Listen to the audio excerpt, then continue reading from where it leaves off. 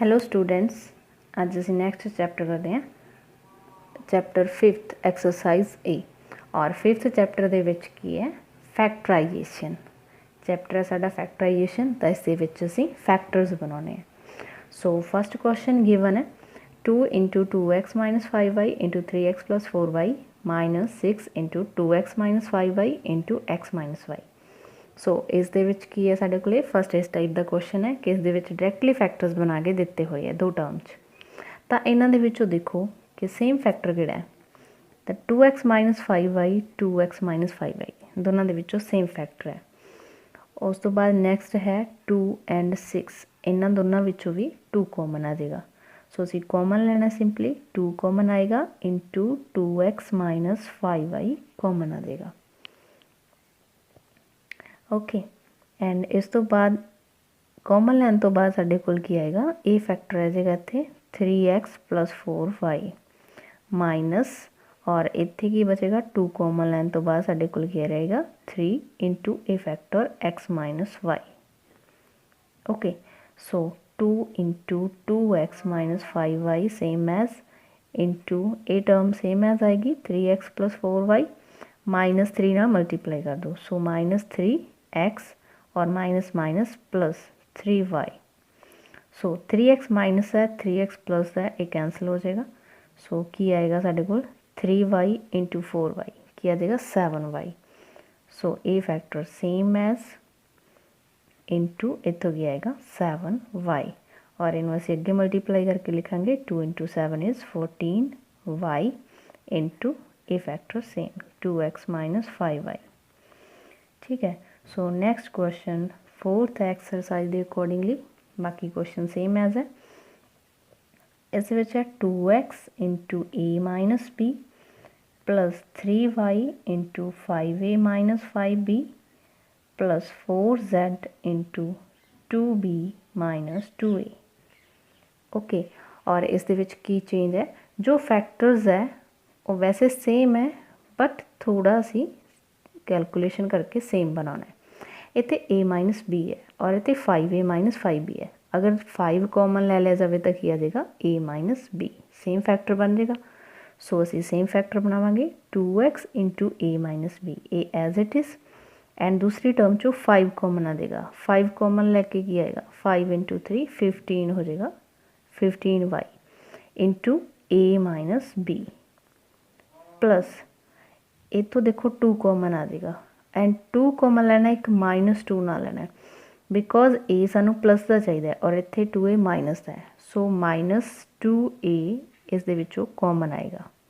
ठीक है, ये 4z as it is and minus 2a common लैन तो बाद साडे कोल की आएगा, इत्थे की बचेगा सॉरी माइनस 2 ओनली, इतने आएगा ए प्लस का हो जाएगा और इत्थे की बचेगा b और ये माइनस का हो जाएगा बिकॉज माइनस साइन असीं कॉमन ले रहे हैं। और इस तो बाद क्या आएगा ए एज इट इज़ लिख दो एक बार फैक्टर, और प्लस माइनस माइनस हो जाएगा 2 इंटू 4 8 इंटू जेड, और हुण साडे कोल ए माइनस बी जो है वो सेम फैक्टर बन रहा है। सो ए माइनस बी कॉमन आ जाएगा। सो इत्थे की आएगा 2x plus 15y minus 8z। Okay, सो ये आंसर आएगा। नैक्सट क्वेश्चन है 7th क्वेश्चन दे विच की करना सी, a raise to power 4 minus 2a raise to power 3 minus 4a plus 8 ये गिवन है और इस दे विच 4 टर्म्स है, और अगर 4 टर्म्स है तो असी दो दो दे फैक्टर्स बनावांगे। और देखो इस दे विचों की कॉमन आएगा, इस दे विचों कॉमन आ रहा है a रेज़ टू पावर 3 और बाकी क्या आएगा ए दी 1 पावर आ जाएगी इत्थे माइनस 2 आ जाएगा, और इन्हां दोनों चों कॉमन आ रहा है, पहला नैगेटिव साइन कॉमन लवांगे 4 8 विचों 4 कॉमन आ जाएगा, इत्थे रह जाएगा ए, और प्लस चों माइनस कॉमन लिया तो माइनस 8 चों 4 कॉमन लैके 2। सो देखो ए माइनस टू दोनों फैक्टर आ रहे हैं। सो ए माइनस 2 कॉमन और इत्थे रहेगा a raise to power 3 minus 4। ठीक है। So next question is 12th question दे विच गिवन है statement a square x square plus a x square plus 1 bracket multiply by x plus a ये गिवन है। और अगर तुसी डायरैक्टली देखोगे तो इस दे विच जो एक्स कॉमन कढ़िया होया और इन्हां फैक्टर्स दे विच तो कोई सेम बन रहा है, यस सेम बन रहा है।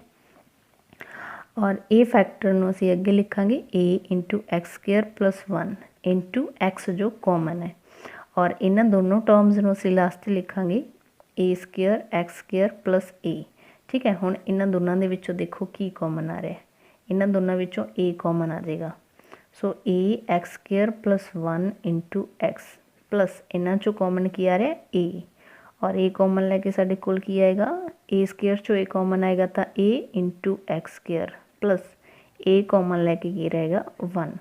हुण देखो ये दोनों फैक्टर सेम है, यस ए एक्स स्क्वायर प्लस 1 ए कॉमन आ जाएगा और ये फर्स्ट टर्म च रहेगा एक्स प्लस ए।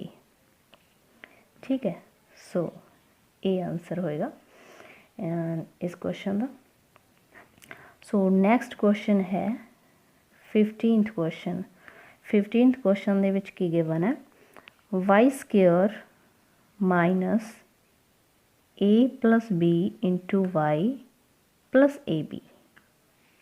ओके, और इस दे विचों अगर असीं देखांगे तो कुछ इन्हां दोनों दे विच जो है common A plus B factor वो इन्हां दोनों विचों कॉमन नहीं आएगा। ठीक है, सो दिस मीनस असीं वाई नाल अंदर मल्टीप्लाई कर देंगे।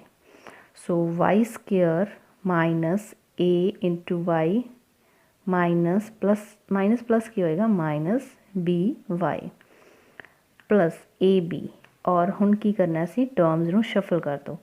सो फर्स्ट नाल थर्ड टर्म लवांगे, सैकेंड नाल फोर्थ टर्म लवांगे। तो अगर असीं टर्म्स नूं शफल कर देंगे तो की आएगा y square minus b y minus a y plus a b. ठीक है, और इन्हां दोनों चों हुण कॉमन देखो की आएगा, इन्हां दोनों चों कॉमन आ रहा वाई, सो वाई माइनस बी, इन्हां चों कॉमन आ रहा माइनस ए।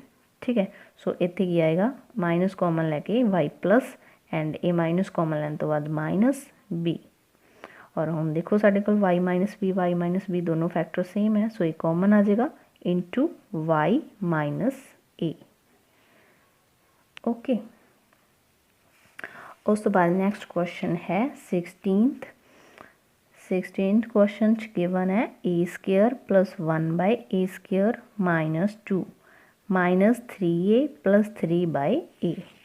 हुण इस क्वेश्चन दे विच देखो सानू 5 टर्म्स गिवन है, और 5 टर्म्स तो पहले देखो कि लास्ट एक्सरसाइज दे विच असीं कर चुके हैं, इसनूं असीं की लिख सकते हैं ए माइनस यूज़ किया हुआ है, so minus 1 by a whole square इसका फार्मूला बन जाएगा a square plus b square minus 2ab। ठीक है, तो ए नाल ए कैंसल होकर 2 रह जाता है। सो माइनस इन्हां दोनों विचों की आएगा 3 कॉमन, और ए आएगा ए, और माइनस कॉमन लैके साडे कोल की आएगा ए माइनस 1 बाय ए। सो हुण देखो दोनों फैक्टर सेम बन रही है, yes. So A minus 1 by A common into 2 power है 1 पावर कॉमन आ जाएगी तो 1 पावर रह जाएगी minus 3। So this is answer. ठीक है ना, बहुत इजी क्वेश्चंस, थोड़ा जा कंसेप्ट यूज़ करना है और क्वेश्चंस बहुत इजी है। And next question is 18th question, और इस दे विच की गिवन है a square plus 4b square minus 3a plus 6b minus 4ab। Okay, और इस दे विच आपां नूं पता चल रहा है कि इस ए दा स्क्वेयर बन रहा और ए 2b दा स्क्वेयर बन रहा है। ओके, और इस दे नाल असीं एक ए वाली टर्म ऐड करांगे, तो a square plus 2b square minus इसनूं असीं सैपरेट करके लिख सकते हैं 2 इंटू ए इंटू 2b। ठीक है, तो मल्टीप्लाई करेंगे की आएगा 2 इंटू 2 4 इंटू ए बी, यही बनेगा सेम। और इन्हां दोनों टर्म के विचों असीं कॉमन लै सकते हैं -3, और अगर -3 कॉमन ले लीए तो की बनेगा ए और इत्थे की रहेगा -2b। और देखो हुण जो ये फर्स्ट 3 टर्म्स है तो की बन रहा a square plus b square -2ab। So this minus a -2b दा होल स्केयर बन रहा है -3 × a -2b। सो देखो a -2b दोनों चो फैक्टर कॉमन आ रहा है। सो a -2b कॉमन और इतने 2 पावर है, 1 पावर कॉमन आ जाएगी तब 1 पावर रह जाएगी -3। Okay, thank you for watching.